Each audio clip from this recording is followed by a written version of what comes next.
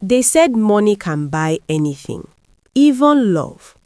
But what if the love you bought is only waiting for the right time to leave?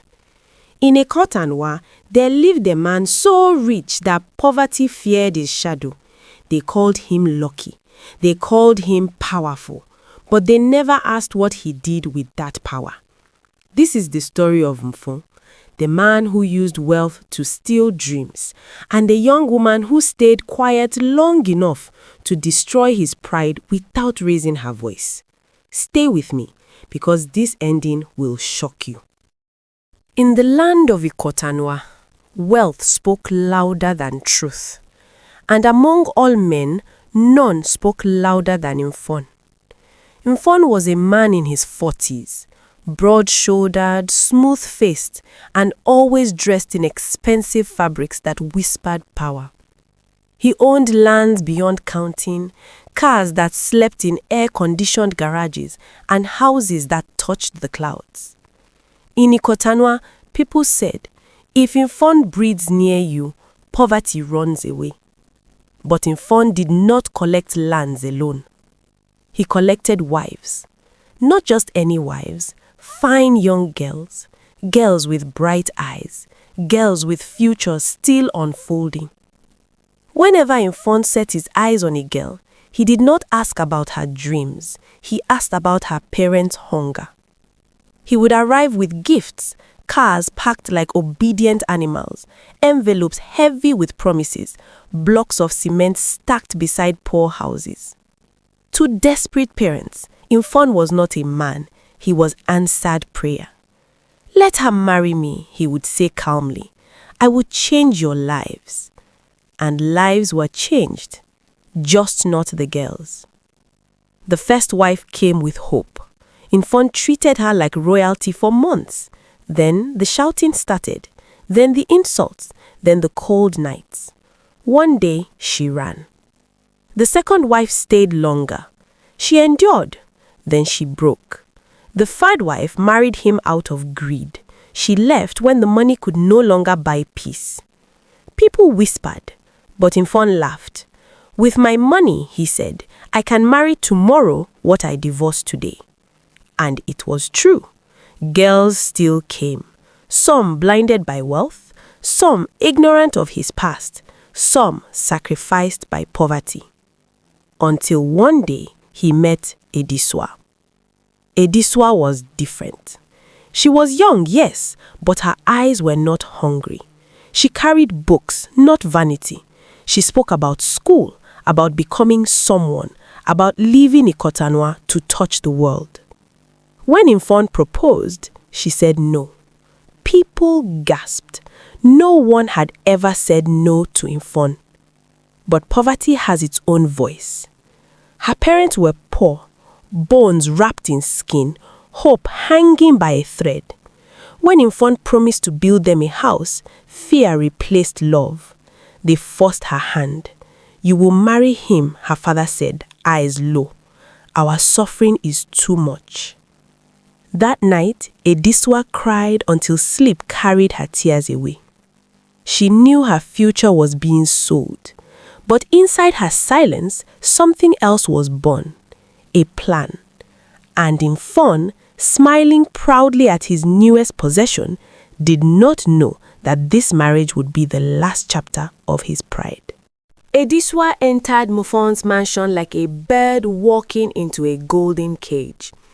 At first, everything was sweet, too sweet. Nfon bought her clothes she never asked for, jewelry she never wore. He paraded her like a trophy. People praised her beauty and envied her luck.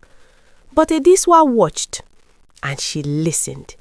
She noticed how his kindness had a timer, how his smiles faded once comfort settled, how nights grew colder even in luxury. Then the change came.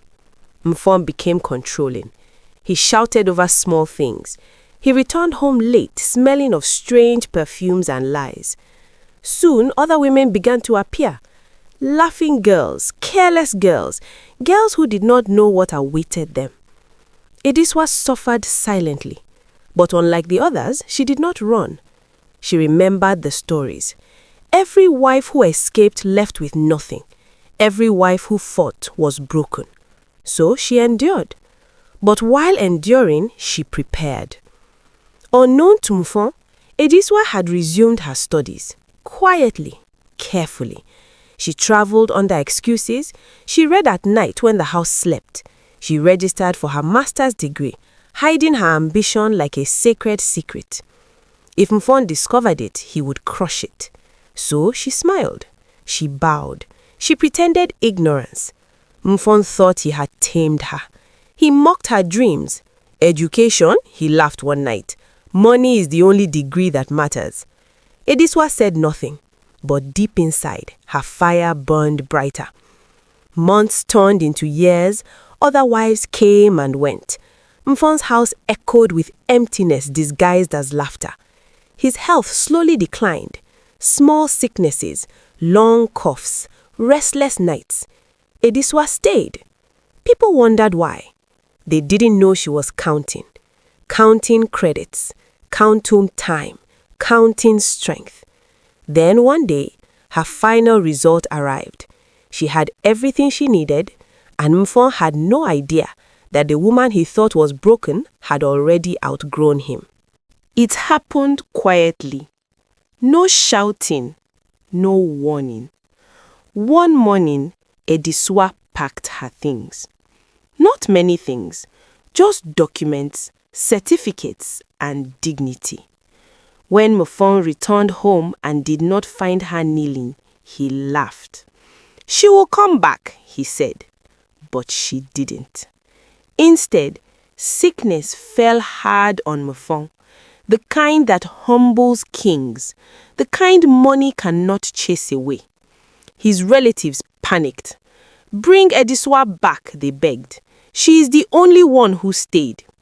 They found her standing tall in a new city, wearing confidence like armor. Please, they pleaded. He is dying. Ediswa smiled gently. No, she said. I have finished my lesson. Nfon begged, cried, promised change. She answered only 2 words. Lie, lie, and walked away. Nfon did not die that day. That was his punishment. He lived to see his houses empty, lived to see his money useless, lived to hear people whisper his story as warning. They no longer called him Lucky. They called him Mr. Yolanda, the man who bought wives but lost himself. And Ediswa, she became everything they said she couldn't. In Ikotanwa, elders still tell the tale. Do not trade your child's future for comfort, for some debts return with interest.